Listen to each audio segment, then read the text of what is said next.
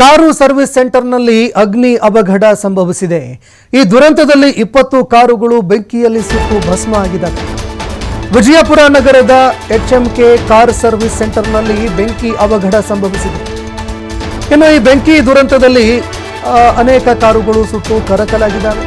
ಸರಿಸುಮಾರು 20 ಕಾರುಗಳು ಸುಟ್ಟು ಭಸ್ಮ ಆಗಿದೆ ಅನ್ನೋ ಮಾಹಿತಿಗಳು ಲಭ್ಯವಾಗ್ತಾ ಇದೆ. ಹಣಮಂತ್ ಕನಮಡಿ ಎಂಬವರ ಸರ್ವಿಸ್ ಸೆಂಟರ್ ಇದು. ಅಗ್ನಿ ಅವಘಡಕ್ಕೆ ನಿಖರ ಕಾರಣ ಏನು ಅನ್ನುವಂಥದ್ದು ತಿಳಿದು ಬಂದಿಲ್ಲ. ಅಂದರೆ ಶಾರ್ಟ್ ಸರ್ಕ್ಯೂಟ್ ಇಂದ ಬೆಂಕಿ ಹೊತ್ಕೊಳ್ತಾ ಅಥವಾ ಅಗ್ನಿ ಅವಘಡಕ್ಕೆ ಬೇರೆ ಇನ್ನೇನಾದರೂ ಕಾರಣ ಇದೆಯಾ ಅಥವಾ ಯಾರಾದರೂ ಬೇಕಂತಲೇ ಬೆಂಕಿ ಇಟ್ರ ಅನ್ನೋ ಅನುಮಾನ ಇಲ್ಲಿ ಕಾಡ್ತಾ ಇರುವಂಥದ್ದು. ಹೀಗಾಗಿ ಬೆಂಕಿ ಹೊತ್ಕೊಳ್ಳೋದಕ್ಕೆ ನಿಖರ ಕಾರಣ ಏನು ಅನ್ನುವಂಥದ್ದು ತಿಳಿದು ಬಂದಿಲ್ಲ. ಸ್ಥಳಕ್ಕೆ ಆಗಮಿಸಿ ಅಗ್ನಿಶಾಮಕ ಸಿಬ್ಬಂದಿಗಳು ಬೆಂಕಿ ನಂದಿಸಿದ್ದಾರೆ. ರಿಪೇರಿ ಸರ್ವಿಸ್ಗಾಗಿ ಬಂದಿದ್ದಂತಹ ಕಾರುಗಳು ಬೆಂಕಿಯಲ್ಲಿ ಸುಟ್ಟು ಕರಕಲಾಗಿದ್ದಾವೆ. 1 ಕೋಟಿಗೂ ಅಧಿಕ ಬೆಲೆ ಬಾಳುವಂತಹ ಕಾರುಗಳು ಬೆಂಕಿಯಲ್ಲಿ ಸುಟ್ಟು ಕರಕಲಾಗಿವೆ.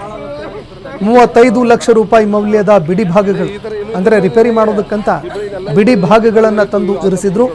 ಅವು ಕೂಡ ಬೆಂಕಿಗೆ ಆಹುತಿಯಾಗಿದ್ದಾವೆ. ಗೋಲ್ ಗುಂಬಜ್ ಪೊಲೀಸ್ ಠಾಣೆ ವ್ಯಾಪ್ತಿಯಲ್ಲಿ ಸಂಭವಿಸಿರುವ ಘಟನೆ ಇದು.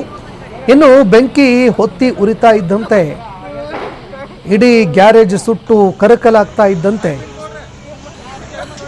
ಗ್ಯಾರೇಜ್ನ ಮಾಲೀಕ ಹಣಮಂತ್ ಅವರು ಗಳಗಳನ್ನೇ ಎತ್ತಿದ್ದಾರೆ.